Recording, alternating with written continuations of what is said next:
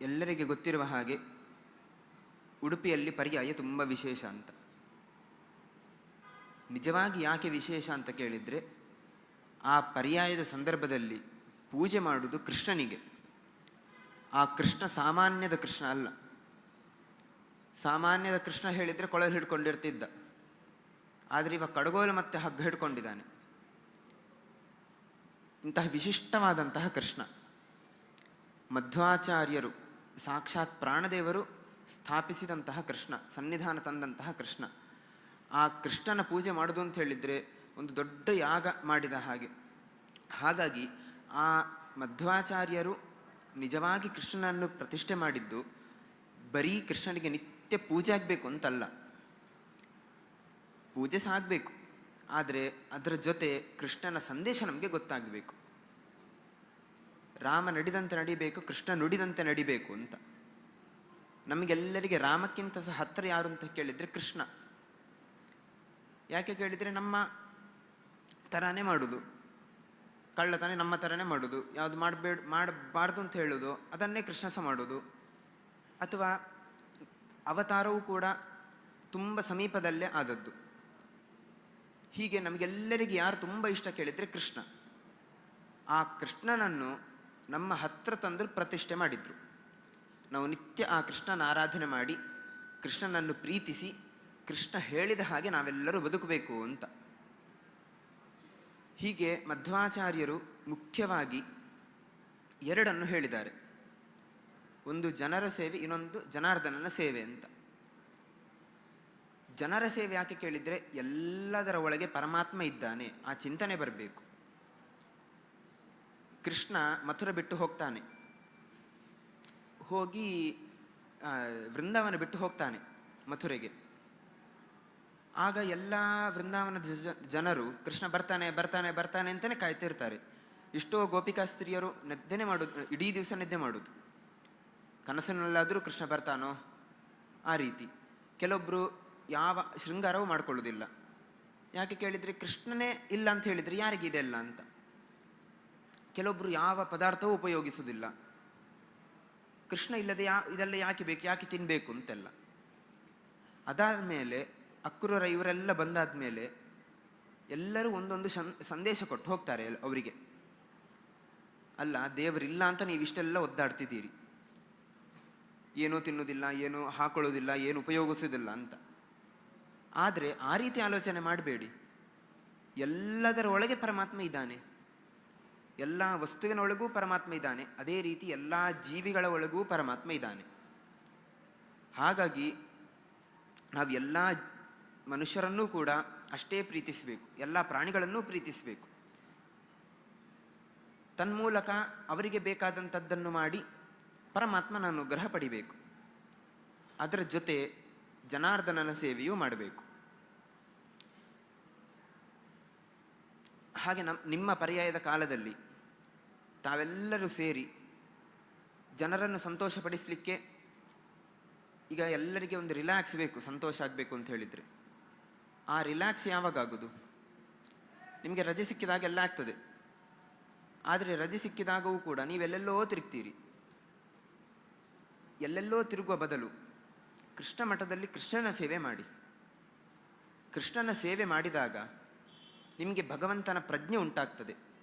ಪ್ರಜ್ಞೆ ಉಂಟಾದ ಮೇಲೆ ತಪ್ಪು ಮಾಡಲಿಕ್ಕಿಂತ ಹಿಂದೆ ದೇವರಿದ್ದಾನೆ, ದೇವರು ಈ ರೀತಿ ತುಂಬ ದೇವರು ನಮಗೆ ತೋರಿಸಿಕೊಡ್ತಾನೆ, ಆ ಒಂದು ಭಯದಿಂದ ನಾವು ತಪ್ಪು ಮಾಡುವುದಿಲ್ಲ, ಧರ್ಮದ ಮಾರ್ಗದಲ್ಲಿ ಇರ್ತೇವೆ. ಆಗ ಲೋಕರಾಷ್ಟ್ರಕ್ಕೆ ಒಳಿತಾಗ್ತದೆ. ಇದರ ಜೊತೆ ಜನಾರ್ದನನನ್ನು ಪ್ರೀತಿಸಬೇಕು, ಅವನನ್ನು ಸಂತೋಷಪಡಿಸಬೇಕು. ಅವನನ್ನು ಸಂತೋಷಪಡಿಸುವುದು ಒಂದು ಲೆಕ್ಕದಲ್ಲಿ ತುಂಬ ಸುಲಭ, ಇನ್ನೊಂದು ಲೆಕ್ಕದಲ್ಲಿ ತುಂಬ ಕಷ್ಟ. ಯಾವ ಅಪೇಕ್ಷೆಯೂ ಇಲ್ಲದೆ ನಿಸ್ವಾರ್ಥವಾಗಿ ಅವನ ಆರಾಧನೆ ಮಾಡಿದರೆ ಖಂಡಿತ ಪ್ರೀತನಾಗ್ತಾನೆ. ಒಂದು ತುಳಸಿ ದಳ ಸಾಕಂತೆ ಭಕ್ತಿಯಿಂದ ಅರ್ಪಿಸಿದ್ದು. ಆದರೆ ಒಂದು ಲೆಕ್ಕದಲ್ಲಿ ಕಷ್ಟ. ಹನುಮಂತ ಮಧ್ವವಿಜಯದಲ್ಲಿ ಬರ್ತದೆ, ಹನುಮಂತ ಪರ್ವತ ತಂದಾಗ ಎಷ್ಟು ಕೈಯಲ್ಲಿ ಪರ್ವತ ತಂದ? ಒಂದೇ ಕೈಯಲ್ಲಿ. ನಾವು ಗೊಂಬೆ ಎಲ್ಲ ನೋಡ್ತೇವೆ ನೋಡಿ, ಒಂದೇ ಕೈಯಲ್ಲಿ ಪರ್ವತ ತರ್ತಾನೆ ಹನುಮಂತ. ಆದರೆ ಅದೇ ಹನುಮಂತ ದೇವರ ಪೂಜೆಗೆ ಹೂ ತರುವಾಗ ಎರಡು ಕೈಯಿಂದ ತಂದಂತೆ. ಅಂದರೆ ತುಂಬ ತಂದ ಅಂತಲ್ಲ, ದೇವರ ಕಾರ್ಯಕ್ಕೆ ನಾವು ಉಪಯೋಗಿಸುವಂತಹ ವಸ್ತು ಅಥವಾ ದೇವರ ಕಾರ್ಯ ಮಾಡುವಾಗ ಅಷ್ಟೇ ಜಾಗೃತರಾಗಿರಬೇಕು. ಹೂ ತರುವಾಗ ಉದಾಹರಣೆ, ಅದು ಹೂ ತರುವಾಗ ಮೂಸಬಾರ್ದು, ನರಳು ಬೀಳಬಾರ್ದು, ಈ ರೀತಿ ನಿಯಮಗಳೆಲ್ಲ ಉಂಟು. ಅದನ್ನೆಲ್ಲ ಪಾಲಿಸಿ ದೇವರ ಆರಾಧನೆ ಮಾಡಬೇಕು. ಹಾಗೆ ಒಂದು ಲೆಕ್ಕದಲ್ಲಿ ದೇವರ ಆರಾಧನೆ ಮಾಡೋದು ಕಷ್ಟ. ಆದರೆ ಏನೇ ಮಾಡಿದರೂ ಕೂಡ ಭಾವಗ್ರಾಹಿ ಜನಾರ್ದನ, ಪರಮಾತ್ಮ ಆ ಅಭಿಪ್ರಾಯವನ್ನು ಸ್ವೀಕಾರ ಮಾಡುವವ. ಇನ್ನೊಂದು ಏನು ಕೇಳಿದರೆ, ಪರಮಾತ್ಮನಿಗೆ ವೇದಗಳು ತುಂಬ ಇಷ್ಟ. ಯಾಕೆ ಕೇಳಿದರೆ, ನಾವು ಮಾಡಿದ್ರಲ್ಲ ತಪ್ಪು ಮಾಡೋದು, ವೇದಗಳು ನಾವು ಮಾಡಿದ್ದೇ ಅಲ್ಲ, ಅದು ಅಪೌರುಷೇಯವಾದಂಥದ್ದು. ಅದರ ರಕ್ಷಣೆ, ಅದರ ಪೋಷಣೆಯಿಂದ ಖಂಡಿತ ಪರಮಾತ್ಮ ಖುಷಿ ಪಡ್ತಾನೆ. ಹಾಗಾಗಿ ಆ ಪರ್ಯಾಯದ ಕಾಲದಲ್ಲಿ ಇಡೀ ನಿರಂತರ ಆ ವೇದದ ರಕ್ಷಣೆ ನಡಿಬೇಕು, ವೇದ ಪಂಡಿತರ ಪೋಷಣೆ ಆಗಬೇಕು. ಯಾಕೆ ಕೇಳಿದರೆ, ನಮ್ಮ ಧರ್ಮದ ಮೂಲ ಗ್ರಂಥ ಯಾವುದು ಕೇಳಿದರೆ ವೇದಗಳು.